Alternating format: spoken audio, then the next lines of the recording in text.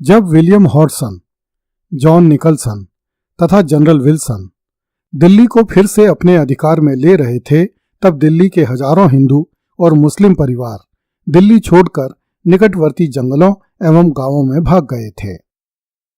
जब हॉडसन ने बादशाह को गिरफ्तार कर लिया तथा शहजादों को गोली मार दी, तो अंग्रेजों ने दिल्ली पर अपना पूर्ण अधिकार होने की घोषणा कर दी। इस घटना के कुछ महीनों बाद दिल्ली के परकोटे से बाहर रह रहे हिंदू परिवारों को अनुमति दे दी गई कि वे फिर से दिल्ली में आकर रह सकते हैं, किंतु मुस्लिम परिवारों को दिल्ली में आने की अनुमति नहीं दी गई। अंग्रेजों को अब भी उनसे खतरा अनुभव होता था। इस कारण दिल्ली के मुसलमान परिवार दिल्ली के परकोटे के बाहर झोंपड़ियां डालकर रहते थे। मिर्जा गालिब ने लिखा है कि पूरे शहर में 1000 मुसलमान मिलने भी कठिन है और उनमें से एक मैं हूं। कुछ तो नगर से इतने दूर चले गए हैं कि लगता ही नहीं कि वे कभी यहाँ के निवासी थे। कुछ बहुत अहम लोग नगर के बाहर टीलों पर, छप्परों की झोंपड़ियों में या गड्ढों में निवास करते हैं। उन सुनसान स्थानों में रहने वालों में से अधिकतर वापस अपने घरों को लौटना चाहते हैं। भारत के राष्ट्रीय अभिलेखागार में विदेश राजनीतिक विभाग की एक पत्रावली में 31 दिसंबर 1859 का एक एब्स्ट्रैक्ट ट्रांसलेशन लगा हुआ है, जिसमें a petition from the Mussalmans of Delhi का अंग्रेजी भाषा में संक्षिप्त अनुवाद किया गया है। इसमें कहा गया है कि ईस्वी 1859 में मुसलमानों ने ब्रिटिश महारानी विक्टोरिया को पत्र भेजकर अनुरोध किया कि मुसलमानों को दिल्ली शहर में अपने घरों में वापस आने दिया जाए। वे बहुत संकट में हैं। उन्हें बलपूर्वक शहर से निकाल दिया गया है। उनके पास न रहने को स्थान है और न जीवन निर्वाह के लिए कोई साधन।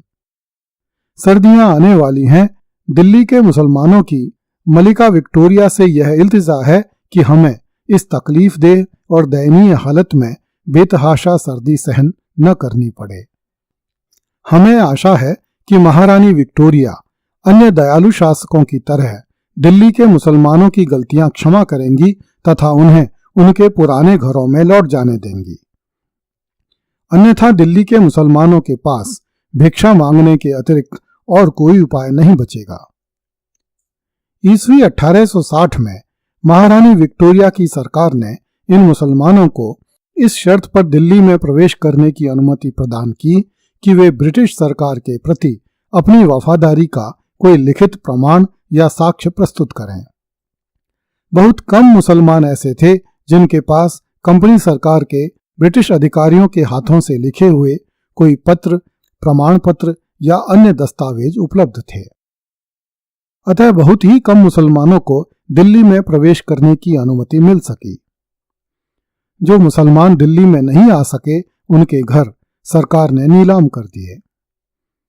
स्कॉटिश लेखक विलियम डैलरिम्पल ने लिखा है कि ईस्वी 1860 में दिल्ली से गुजरने वाला एक पर्यटक उन मुरझाए हुए और खानाबदोशों जैसे दिखने वाले वृद्ध मुगलों को देखकर अचंभित रह गया, जो अभी तक कुतुब मीनार के बाहर डेरे जमाए हुए थे।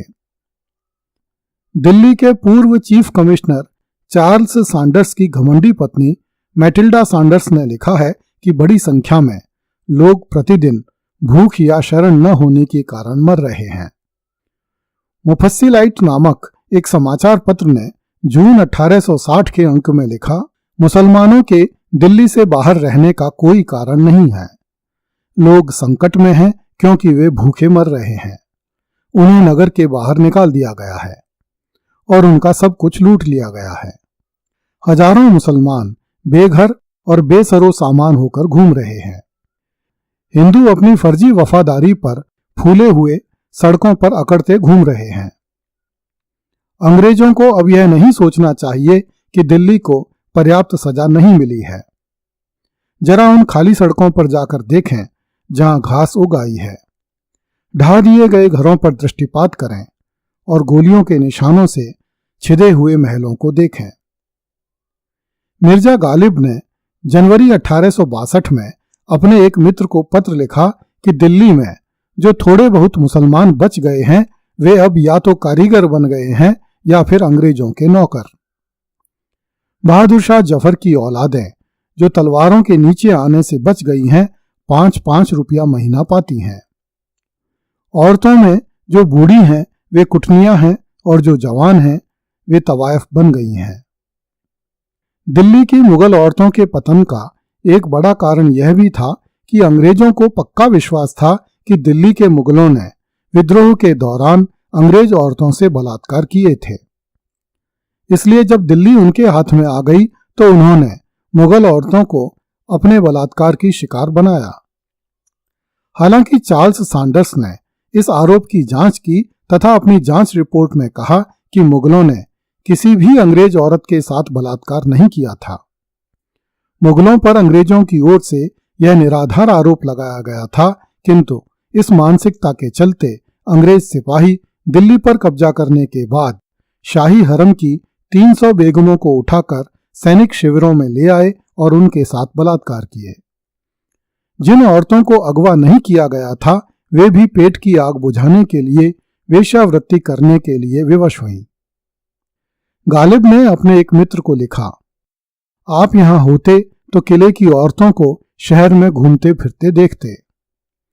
चांद की सी उजली सूरतें और मैले कुचैले कपड़े, पाजामों के फटे पांचे और टूटी फूटी जूतियां, यही अब उनकी जिंदगी में शेष बचा है।